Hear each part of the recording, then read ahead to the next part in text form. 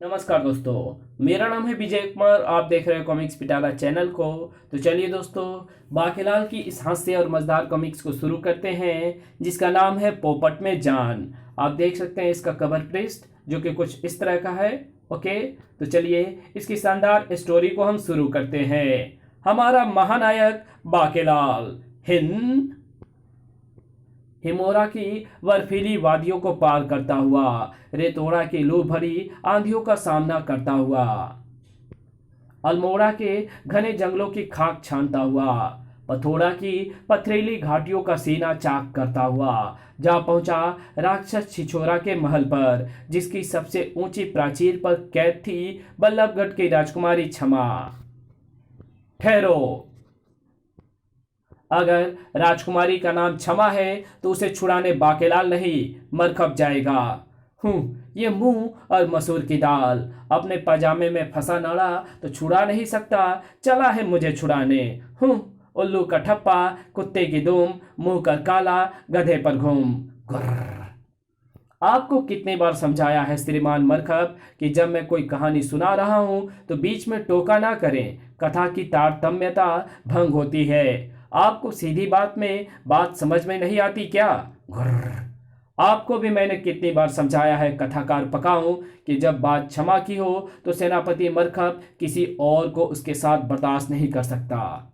अरे, आप तो व्यर्थ ही विवाद कर रहे हैं सेनापति जी। इस कहानी में आपका बहुत महत्वपूर्ण किरदार है। आपको तो राजकुमारी क्षमा की बाहों में जाना है।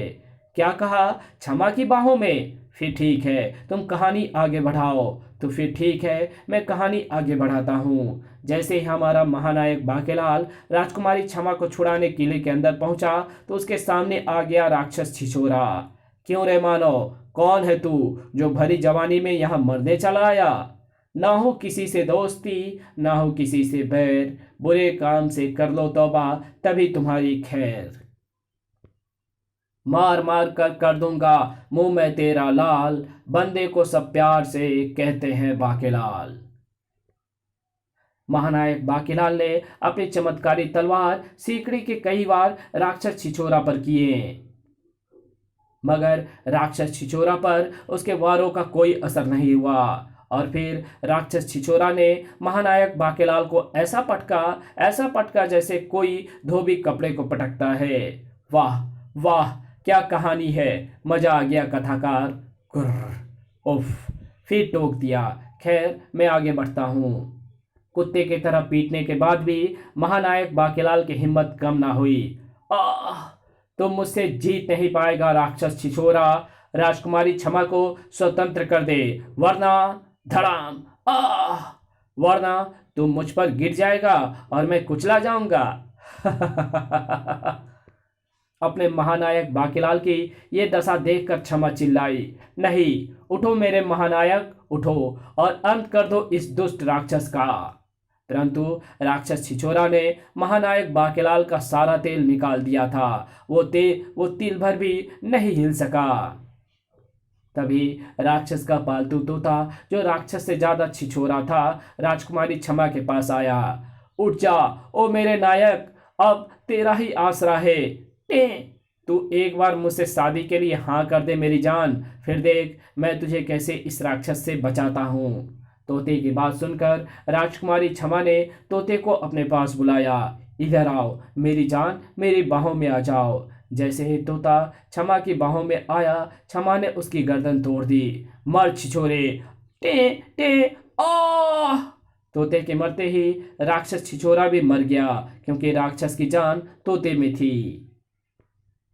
बस, खिस्सा खत्म, पैसा हजम। वाह वाह, क्या कहानी थी, मजा आ गया। मगर तुमने तो कहा था कि इस कहानी में मेरा महत्वपूर्ण किरदार है और मुझे क्षमा की बाहों में। अरे हाँ, मैं ये बताना तो भूल ही गया कि दरअसल उस तोते का नाम मरखप था। गर्र। काश मुच्छर की जान भी किसी तोते में होती तो मैं उसकी गर्दन मरोड़ देता। क्या सोचने लगे बाकेलाल? मैं सोच रहा था कि काश आपकी जान भी किसी तोते में होती तो तो तो मैं उस तोते को एक पिंजरे में कैद कर एक सुरक्षित तिलस्मी में रखवा देता, ताकि कोई गुप्त शत्रु आपको कभी कोई हानि ना पहुंचा पाए। बाकू, तुम भी ना हमेशा सोते जागते उठते बैठते हमारे बारे में ही सोचते रहते हो। चिंता मत करो, हम महावीर हैं, कोई भी शत्रु हमारे सामने पल भर भी नहीं टिक सकता। तुम्हारे रहते भला कोई शत्रु महाराज को नुकसान पहुंचा भी कैसे सकता है बाकेलाल? आखिर नुकसान पहुंचाने का ठेका तुमने जो उठा रखा है।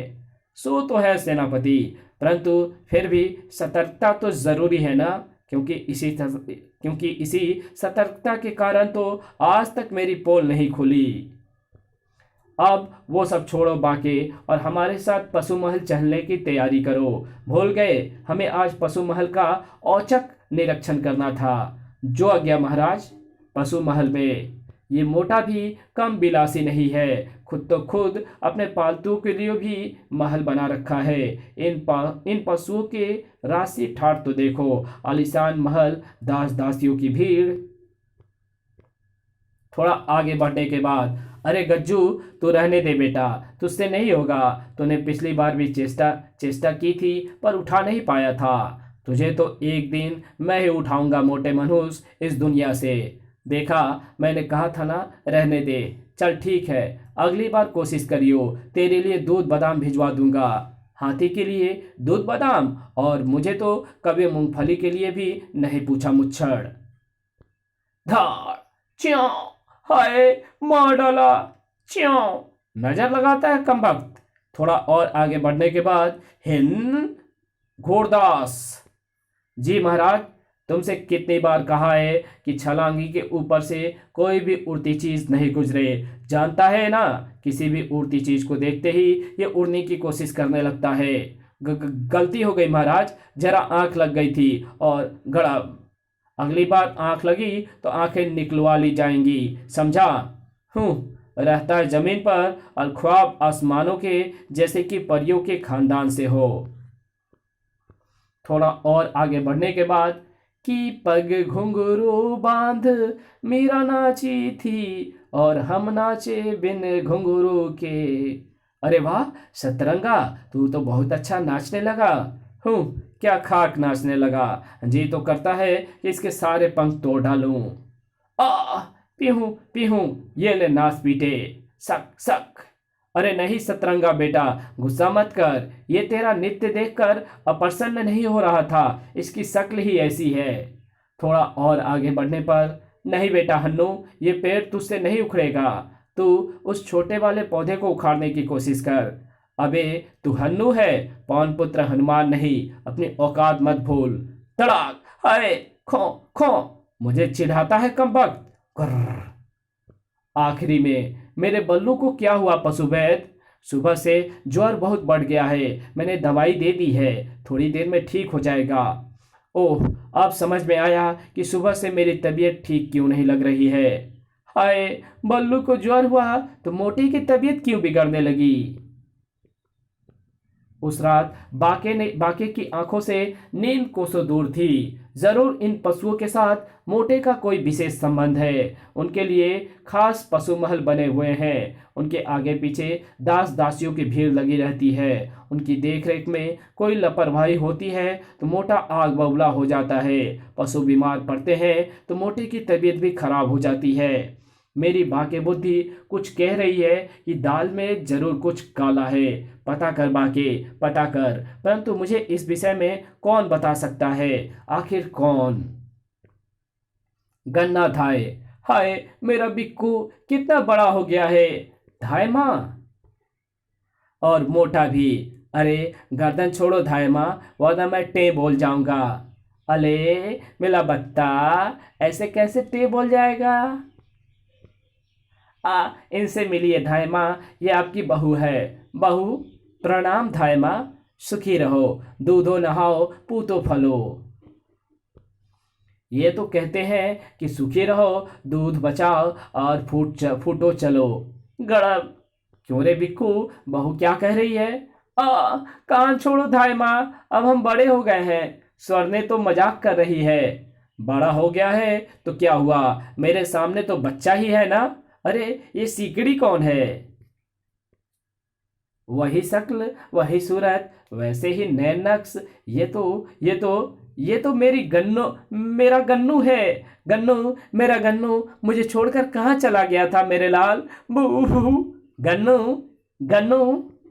ये आपका गन्नू नहीं बल्कि बांकू, मेरा मतलब बांकेलाल है धैमा। ओह, पता नहीं क्यों इसे देख के मुझे अपने गन्नू की याद आ गई। चलो धैमा, हम तुमको तुम्हारे कक्ष तक छोड़ देते हैं। ये गन्नू कौन है? गन्ना धाय का नवजात बेटा, जिसे गन्ना ने महाराज के प्राण बचाने के लिए बलिदान कर दिया था। एक दिन राज परिवार के शत्रुओं ने रात्रि में गुप्त हमला किया। उनका मकसद विशालगढ़ के भावी राजा यानी नवजात राजकुमार विक्रमसिंह का वध करना था। परंतु पता नहीं गन्ना ढाई को कैसे पता चल गया और उन्होंने महाराज के पालने में महाराज की जगह अपने पुत्र गन्नू को लिटा दिया। अंधेरे में शत्रुओं ने गन्ना के बेटे को महाराज समझकर मार डाला और महाराज के प्राण बच गए। ओह, कितनी महान है गन्ना धाय। मैंने तो अपने गन्नू से विक्रम की अदला बदली करके गई थी ताकि मेरा बेटा बड़ा होकर राजा बने, लेकिन तभी महल पर शत्रुओं का हमला हो गया और उस मोटे कद्दू की जगह मेरा गन्नू मारा गया। मैंने बदला लेने के लिए राजकुमार विक्रम सिंह को मरवाने की बहुत कोशिश की, पर मेरे रास्ते में दीवार बनकर खड़े हो जाते हैं विक्रम के पालतू पशु। आखिर हर बार मुझे मुंह की खानी पड़ती है। तब मैंने विशालगढ़ छोड़ दिया और अपने गांव लौट आई, जहां मेरा सामना हुआ काले जादू के माहिर तांत्रिक बोकरा से। मैं उनके साथ 20 सालों तक रहकर काला जादू सीख कर आई हूँ। अब पूरा होगा मेरा बदला। विक्रम सिंह, अब तू मेरे हाथों से नहीं बचेगा।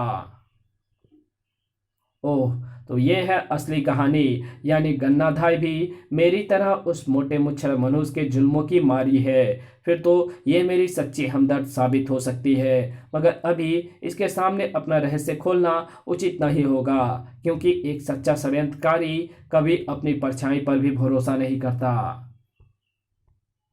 कुछ समय पश्चात, अरे सीकड़ी तू। मैं सीकड़ी नहीं, बाकेलाल हूँ। तो जो भी है, यहाँ क्यों टपका है? क्या तुझे पता नहीं कि ये समय मेरे विश्राम का है? इसलिए तो मैं आया हूँ। आप आराम करो, मैं आपकी टांगें दबाऊंगा, आपको पंखा झलूंगा, आपको अच्छी अच्छी कहानियाँ सुनाऊंगा और तुझसे अपने मतलब की बात उगलवाऊंगा। वृद्धों को पटाने के सारे फंदे मालूम है मुझे। और तू ये सब करेगा क्यों? राजा ने क्या तुझे मेरा दास बनाकर भेजा है? दास नहीं, पुत्र कहो गन्ना माँ। माँ? हाँ माँ, आज तुम्हारे अंदर मैंने अपनी माँ को देखा है। आज मेरी माँ जिंदा होती तो तेरी ही जैसी होती। मेरी माँ का स्वर्गवास मेरे पैदा होने के कुछ ही वर्षों के बाद हो गया था, और जब मैं जवान मुस्टंडा हुआ तो बापू भी सरक लिए। ऊपर वाले ने मुझे उनकी सेवा करने का मौका ही नहीं दिया। सोचा तुम्हारी सेवा करके उस कमी को पूरा करूँगा। गन्ना माँ, ईश्वर के लिए मेरी विनती मत ठुकराना। देखो, मेरी तो शक्ल भी तुम्हारे गन्नू से मिलती है। बस कर बेटा, वरना मैं रो पड़ूंगी। चल, मैं लेटती हूँ, तू टांगे दबा। तुम धन्य हो गन्ना माँ, और मैं भी। और फिर बाकी की चापलूस चालीसा आरंभ हो गई। तुम यहाँ कब से हो गन्ना? गन्ना अम्मा? तब से जब वो कद्दू पैदा भी नहीं हुआ था। कद्दू से इसका मतलब मोटे मनुष्य है। अच्छा, फिर कद्दू मेरा मतलब है महाराज अब तक जीवित कैसे हैं? तब मैं और महारानी जी दोनों पेट से थे। विशालगढ़ पर गुप्त शत्रुओं का खतरा मंडरा रहा था। तभी एक दिन ज्योतिषी के महान ज्ञाता नाक में दमस ने भविष्यवाणी की कि राजा की संतान अल्पायु होगी। पशु यज्ञ के कारण बिक्कू के दृढ़ जीवन के लिए उसके पैदा होने के दिन ही महाराज ने पशु यज्ञ किया, जिसके फलस्वरूप 5 पशु पैदा हुए। उनका जीवन बिक्कू के जीवन से जुड़ा हुआ था। उनके जीवित रहते कोई भी शक्ति बिक्कू का कुछ नहीं बिगाड़ सकती। यानी महाराज की जान उन पशुओं के अंदर है, ऐसा ही समझ लो। अब समझ में आया कि मोटा उन पशुओं के पीछे इतना बावला क्यों है। अच्छा गन्ना माँ, अब मैं चलता हूँ। मेरे रात्रि भ्रमण का समय हो गया है। काम खत्म, पैसा हजम। खूब समझ रही हूँ बेटा बाके, तेरी कुत्सित मनसा। षड्यंत्रकारियों को तो मैं पहली नज़र में ही पहचान लेती हूँ। षड्यंत्र के क्षेत्र में तू अभी बच्चा है और मैं तेरी अम्मा। मैं जानती हूँ कि तू अब क्या करेगा। अब तेरी चाल के ऊपर मैं चलूंगी अपनी चाल। जय बोकरा।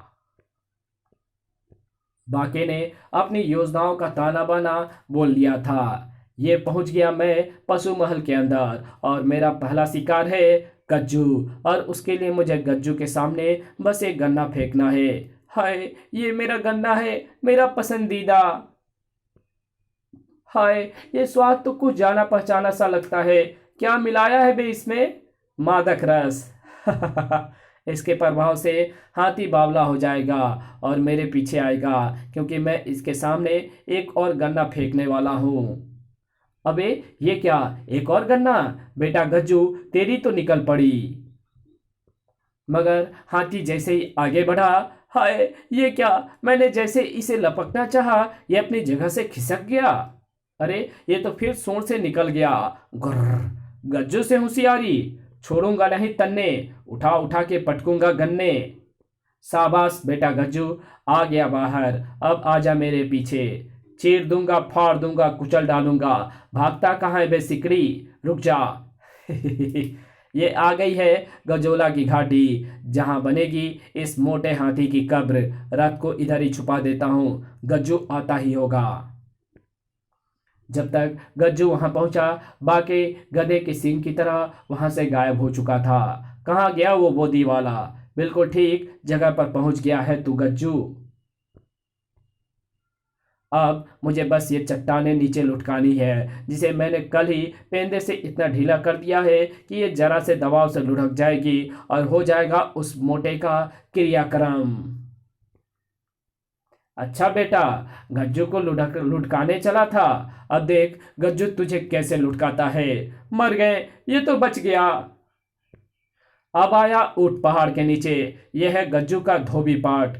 आ उफ आई उफ। और ये हवाई पाठ नहीं। और अब उतारूंगा तुझे मौत के घाट नहीं। ये आई गज्जू की दमंगलात नहीं। बचाओ बचाओ, अरे कोई बचाओ। क्यों, आ गई अक्ल ठिकाने? वैसे तो तेरे जैसे कमीने को बचाना नहीं चाहिए, फिर भी तुझे बचा लेता हूं। चल आजा बाहर। हाय, ये तो मुझे बचा रहा है। कायदे से तो मुझे अब इसे मारना नहीं चाहिए, पर मैं तो पैदाइश कमीना और एहसान फरामोश हूं। बस थोड़े से ही आऊंगा। पर मैं तो पैदाइश कमीना और एहसान फरामोश हूँ। बाज थोड़े ही आऊंगा। हाय, ये क्या कर डाला? नर की यात्रा शुभ हो प्यारे गज्जू नहीं। मर गया। अब महल चलकर देखूं मोटे पर कोई असर हुआ या नहीं। मोटे पर असर हुआ था और भयानक असर हुआ था। हाय, मर गया, बचाओ, कोई औषधि करवाओ। आ अब बस भी कीजिए महाराज। क्या दूध पीते बच्चे की तरह चिल्ला रहे हो? दर्द निवारक दे दिया है ना? अरे, ये आपको क्या हुआ महाराज? किसने धक्का दिया आपको? आ हमें कौन धक्का दे सकता है? आ हम महावीर हैं। आ वो तो रात को केले खाते हुए हम रात्रि भ्रमण कर रहे थे। और बस बस, मैं समझ गया महाराज। राजवैद्य जी, इनकी कोई हड्डी वड्डी तो नहीं टूटी? अरे नहीं नहीं बाकेलाल, ऐसे छोटे मोटे धड़ाम वड़ाम से महाराज की हड्डी कहाँ टूट सकती है भला? मैंने तो सोचा था कि हाथी के मरते ही मोटे का भी क्रियाक्रम हो जाएगा, पर मोटे को तो आंशिक ही नुकसान पहुंचा। यानी मोटे की पूरी जान निकालने के लिए अन्य पशु को भी बोलो राम नाम करना पड़ेगा। अगली रात्रि पशु महल में। अब अगली बारी है छलांगी की। लेकिन छलांगी को पशु महल से निकालने के लिए लाया हूं मैं ये बोरे। अब बताओ इस बोरे में क्या है? बताओ बताओ। नहीं पता ना? मैं बताता हूं, इसमें है ढेर सारे कबूतर। अरे, इतनी इतनी इतनी रात को इतने सारे कबूतर कहां से आ गए? अरे, कोई इनको भगाओ, अगर छलांगी ने इनको देख लिया तो। गुटुरगु गुटुरगु। पंगा पे हो जाएगा। हिंद, अरे कोई रोको छलांगी को, वरना महाराज मेरी खाल खिंचवा लेंगे। इस कहानी को यहीं खत्म करते हैं। इसके आगे कहानी पढ़ेंगे इसके पार्ट 2 में। तो मिलते हैं इसके दूसरे पार्ट में, तब तक के लिए बाय। अगर वीडियो अच्छी लगी हो तो इस वीडियो को लाइक कर देना, चैनल पर नए हो तो चैनल को सब्सक्राइब कर बेल आइकन को जरूर प्रेस कर देना, और जहां इस वीडियो की जरूरत हो वहां इसको शेयर जरूर कर देना, और मेरे दूसरे चैनल डिवाइन टेक्नोलॉजी को जरूर से सब्सक्राइब कर देना। Thanks for watching my videos. तो मिलते हैं आपसे इसके दूसरे पार्ट में, तब तक के लिए बाय।